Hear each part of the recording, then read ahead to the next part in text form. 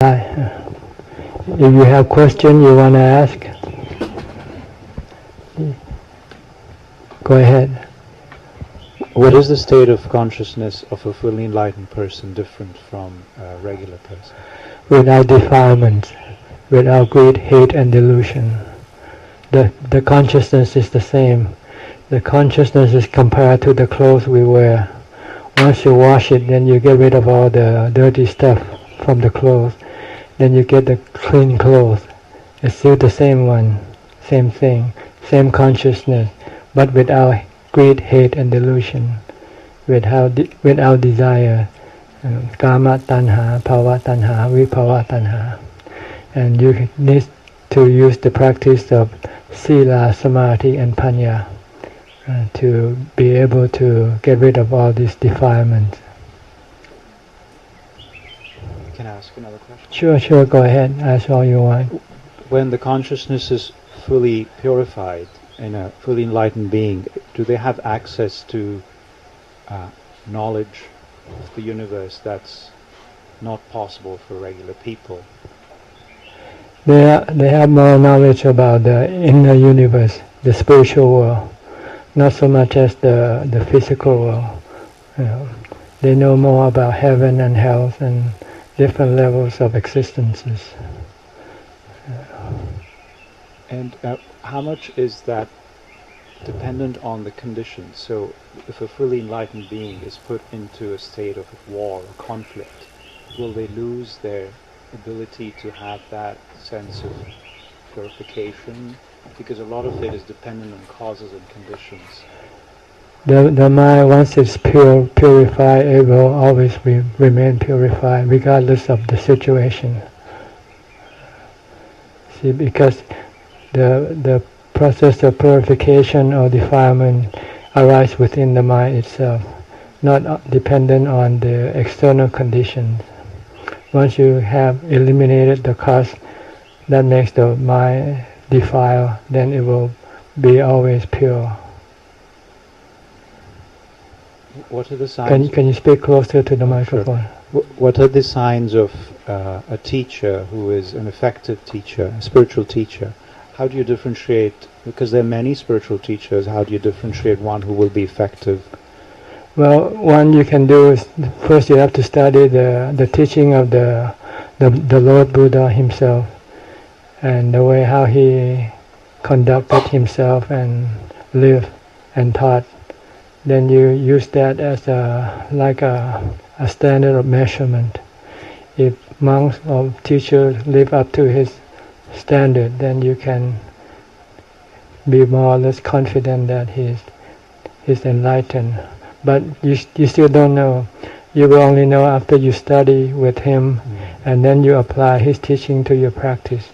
And if you become enlightened because of that, then you can be quite certain that he must be enlightened before, or else he won't be able to teach you how to become enlightened.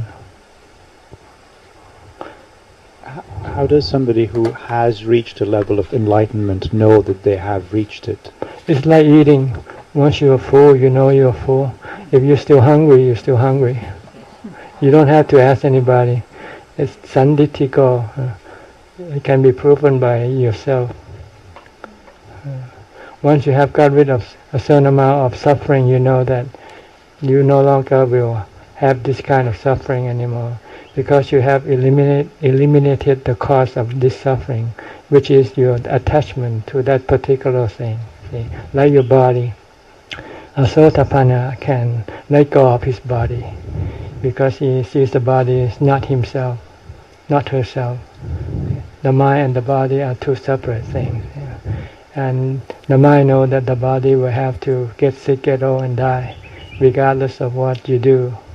So if you don't want to be suffered by the aging sickness of the body, then you must not cling to the body. You must not have the desire for the body not to get old, get sick or die.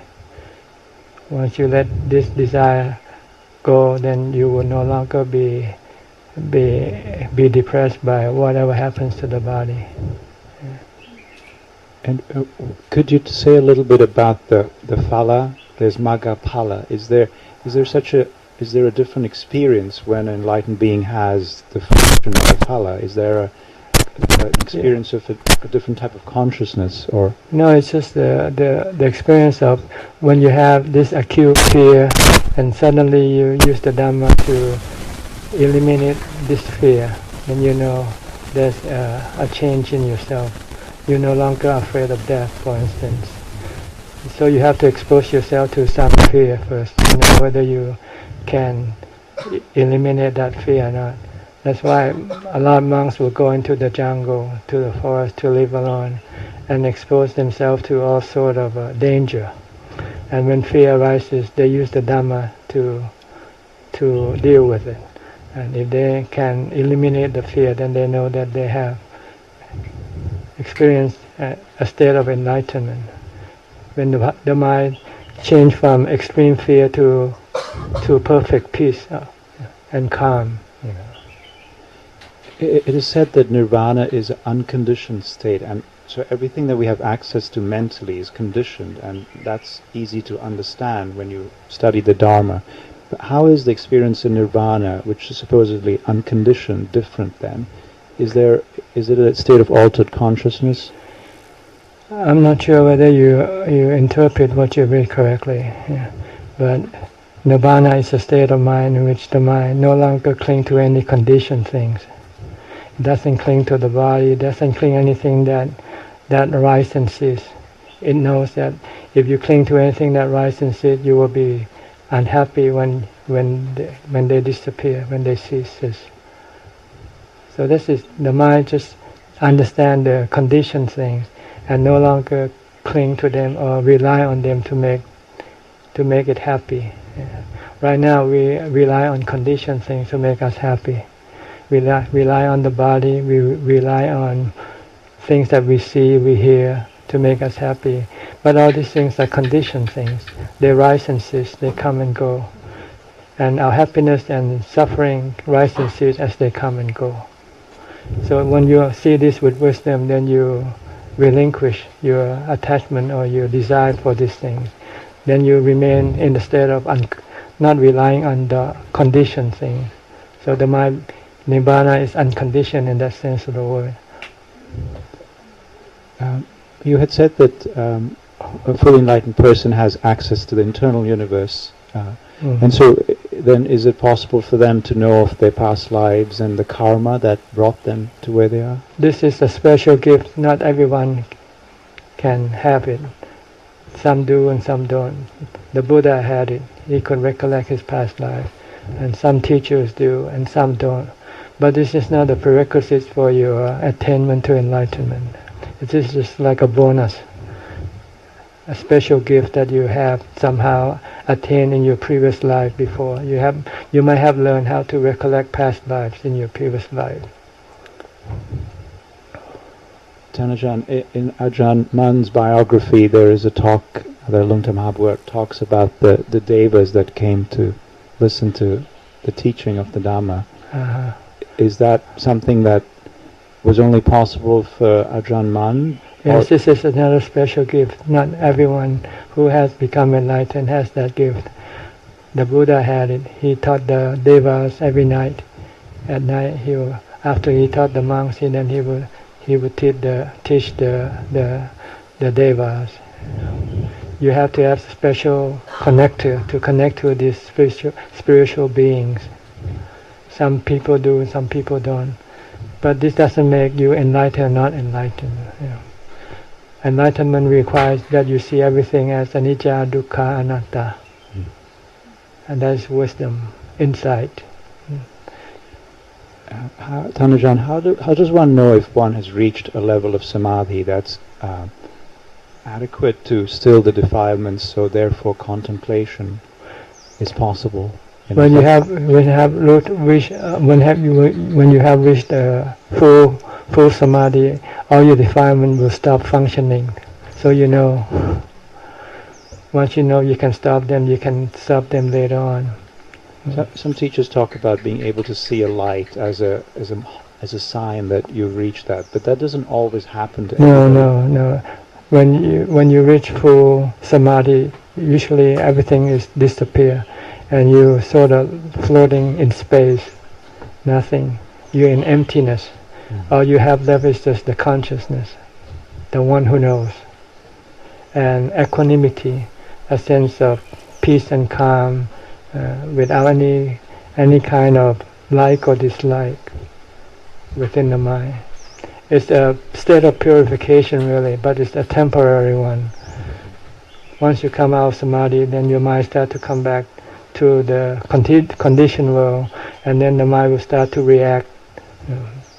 Then you need to use wisdom to teach the mind not to react to the conditioned things, to leave them alone.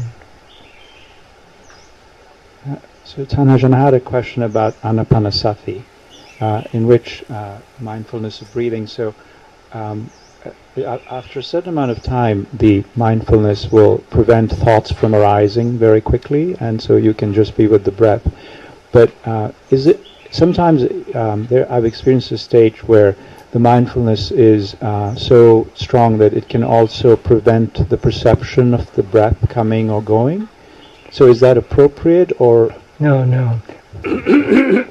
Mindfulness doesn't prevent you from perceiving what you concentrate on. It keeps you more, your sense of awareness more heightened. You're more aware of what you are watching, like your breath. And then this will prevent the thoughts from coming in to disturb your concentration. If you have strong mindfulness, then your mind can become concentrate very quickly. You become calm very quickly. Yes. Yeah. So it's important to then stay with the breath for as long as the breath can be felt? Absolutely. Nothing else. Don't let your mind wander to other things. If a thought comes in, ignore it. If anything comes in, light or sound or anything, ignore them. Just watch only the breath. Then your breath will take your mind into samadhi. What advice would you give to a layperson who is seriously interested in the Dhamma, but their work doesn't always help them? Well, first of all, you need to find time to practice, and to practice fruitfully. You need a continuous length of time, not just doing 1 hour a day or something like that. Maybe you should, on your day off, like you don't have to work, then devote that day for the practice. And when you do that, the first thing you want to do is to develop mindfulness. Try to maintain mindfulness to stop your mind from thinking. From the time you get up, from the time you open your eyes, you should start mindfulness right away. Try to stop your mind from thinking about things that is not important, that you don't have to think at that time. Or focus on your body, mindfulness of your body. Just keep watching what your body is doing. Be here and now. Don't let the mind go to the past or go to the future. And when you have time, sit down, close your eyes, and concentrate on your breathing, on your breath. Try to do as much as possible. If you do it, eventually, if you have strong and continuous mindfulness, your mind will become calm. And then you'll find another kind of happiness that is much better than other kinds of happiness. And then once you have this, you will become invigorated, energized. You want to do more. And then you will start to relinquish or giving up other activities so that you can have the time to devote to your meditation practice. So you have to find some time to practice on a full-time basis, like going on maybe a retreat or something like that, 7 days, 2 weeks or something. If you can do it every month, that would be better, If you do it once a year, maybe that's too long a gap, But anyway, the goal is to have a glimpse of what it's like when your mind is calm. Once you have seen that, it will give you a lot of encouragement, give you a strong sense of willingness to do more practice. So we've been doing that for about 15 years, and we have had that experience that you're describing. But it's like we've developed the disenchantment, the samvega, but it's difficult to make the next step, which... You have to separate yourself. Maybe that's the hindrance that keep you not going anywhere. We call kama chanda, one of the hindrances. You're still attached to the happiness of the body. Well, actually, I think it's more the fear of leaving the lay life and entering something we are not familiar with. That's because you haven't yet experienced enough of the result of your practice. If you have enough of it, it will make you not afraid to leave everything behind, because what you have found is much better. But you know that you have to be serious, and you have to keep pushing yourself. Anytime you become lazy, you will expose yourself to sadness or suffering. Okay? You want to ask questions?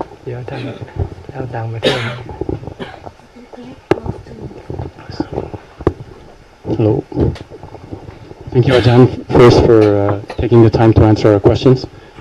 My question is maybe simple, and maybe you've answered it earlier. How do we distinguish a desire, a wholesome desire, to an unwholesome desire, if that makes sense? The unwholesome desire, the Buddha had described as the three tanha, the desire for sensual gratification, like to see, to hear, to make you happy. This is like an addiction you have to get rid of, because it's harmful, not useful to the mind. Because when you have desire and you cannot get what you desire for, then you can become sad or depressed. So this is sensual gratification, kama tanha, and then the desire to become somebody or something. This is we call bhava tanha, the desire to be. And the third one is the desire not to be. Not to get old, get sick, or die. This is viphava tanha. These are the three desires that is bad for the mind. But good, wholesome desire is like the desire to meditate, the desire to give dana, to give money, to charity, to keep the precepts.